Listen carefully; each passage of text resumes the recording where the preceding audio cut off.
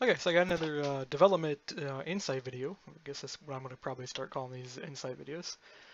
Um, so last time you saw I was working on a grappling hook. I'm still working on that same grappling hook, but I want to show off some of the hurdles developers have to go through. And in this case, I had this thing working absolutely perfectly yesterday. Decided to start working on the limits, like how far the rope could stretch and stuff like that. And I completely, utterly broke it. Another quick thing before I show this off is I started implementing keyboard checks and stuff. This is another way developers keep track of what's going on. So in the case of Java, we don't have an easy thing that just goes, okay, this is the A key, this is the W key, or whatever. We get numbers. This is W, which is 17.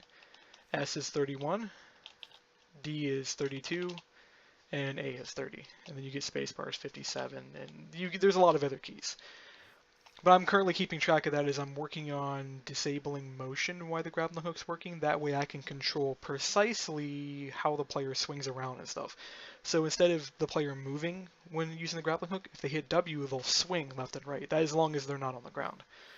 But here we'll go ahead and test this and I'll show you the hurdle I've been going through. So it works, it works, it works, it works.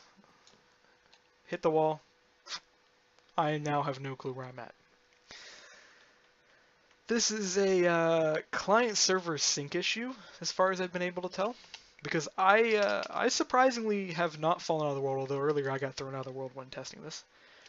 But the client has no clue where I'm at, although the server probably knows exactly where I'm at. Like if I actually hit save and quit and log right back in, I'll probably be standing exactly where I was a few minutes ago. That's if the server doesn't crash. But yeah, this is most likely a client-server sync issue, because the only time it comes into play is when you actually collide with something and all of a sudden the server goes, you're not supposed to be there. And then all of a sudden I get thrown back to where I should have been, and yeah. I believe this is going to freeze. Yeah, hurdles of developing. Nothing ever goes the way you want it to, but here's the code I'm working on. So the part that actually does work is this part up here, where we go, hey, we're at the start of the tick, so every time the server ticks, I go ahead and I update the motion, and I go, hey, you need to move towards here. I calculate the pull direction, and via the pull direction, I just literally move the entity forward. Then I send an update to the client. This actually will call special code that is designed to go to update the position server side, then sends a packet to the client. The client then updates the position, calculates offsets, then sends the position back to the server to go, hey, I moved the player just a little bit so he's not colliding with a wall or something. This part, there's something weird going on with. Although this is only supposed to move when motion is high, it seems that one of the limiters is missing. Because there should be a limit that's like, hey, if you're within one block, stop trying to move me into the wall.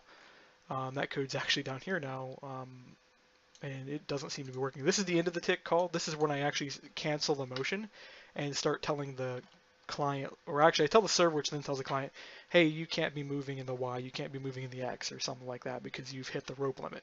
The rope actually does keep track of its distance. That's kept track of right here. It goes, hey, this is your last distance here.